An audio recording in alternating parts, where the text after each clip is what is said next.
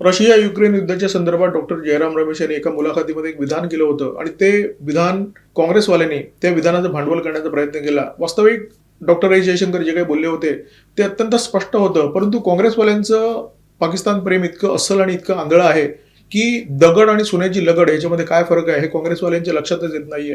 Russia Ukraine युद्धाच्या संदर्भात doctor S Jaishankar यांचं हे विधान होतं. ते असं म्हणाले होते की या युद्धाच्या काळामध्ये असे नेते जे दोन्ही देशामध्ये जाऊ शकतील आणि तिथे जाऊन बोलणी करू शकतील अशी क्षमता जगातल्या खूप मोजक्या देशांकडे आहे. म्हणजे त्यांचा अंगुली निर्देश पंतप्रधान नरेंद्र मोदी यांच्याकडे होता.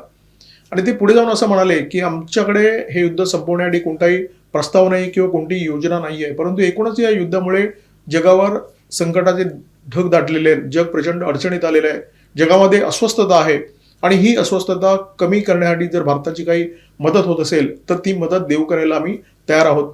आणि शहबाज शरीफ आणि डॉक्टर एस जयशंकर जे काही म्हणाले आणि त्यांची जी कृती आहे त्याच्यामध्ये जमीन आसमानची तफावत आहे. शहबाज शरीफ स्वतःच पुढे पुढे करतायत, स्वतःच प्रस्ताव देत आहेत की आम्ही हे करू शकतो म्हणून. भारताने अशा प्रकारचा कोणताही प्रस्ताव कधीही दिलेला नव्हता. उलट रशिया आणि युक्रेनच्या नेत्यांनी वारंवार हे सांगितलं होतं की हे युद्ध संपवण्यासाठी जर कोणी महत्वाची भूमिका पार पाडू शकत असेल तर तो फक्त आणि फक्त भारत आहे.